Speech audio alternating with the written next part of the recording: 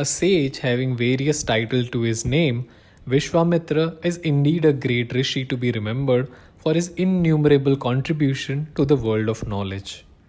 Vishwamitra is known as a Brahma Rishi, Raja Rishi, and Sapta Rishi. We will unveil the story behind each of his names in the upcoming episodes.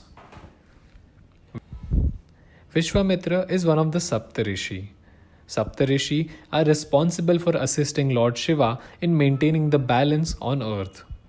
They are also in charge of creating an entire world after Kali Yuga has wiped everything out.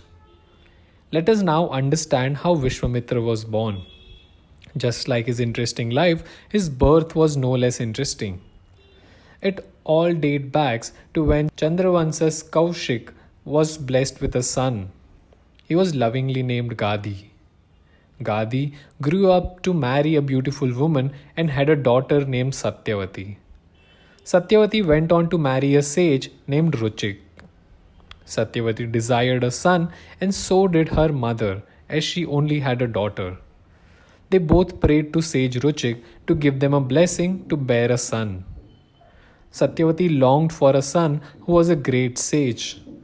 Ruchik agreed to give them a blessing in the form of a rice pudding. Ruchik, as per Satyavati's wish, created 2 servings of the rice pudding, or popularly known as kheer. He gave it to the mother-daughter duo. Sage Ruchik told them that one would give birth to a fierce and brave warrior, and the other would give birth to a great sage. Sage Ruchik wanted Satyavati to consume the pudding with the blessing of a sage. He asked them to hug a peepal tree, bodhi tree, and a normal fig tree and eat the kheer. Few stories have mentioned that Satyavati's mother had asked her to exchange the rice pudding with hers, while some mention it was completely accidental. All said and done, Satyavati ended up having the rice pudding with the blessings of a great warrior, and her mother ended up consuming the rice pudding blessed with a great sage. A while later, when Ruchik came there, he saw what happened and turned furious. Both of them apologized and admitted that it was a mistake.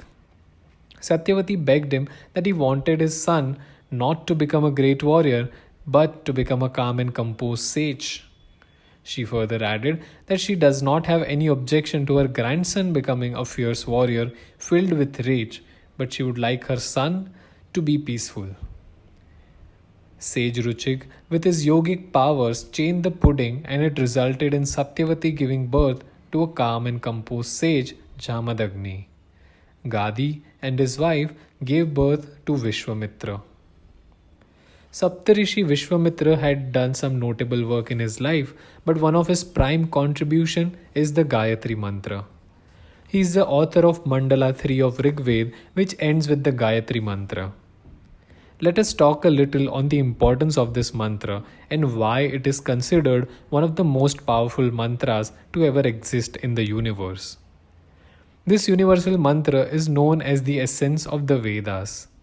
One who regularly chants this mantra experiences growth in their concentration and mind power. It also promotes positivity and works towards removing toxins from the body as well as negative vibes and thoughts. Due to its several benefits, it is popularly known as the mother of all mantras. Vishwamitra's mention is seen in the epics of Ramayana and Mahabharata as well. He is the guide and teacher of Ram and Lakshman.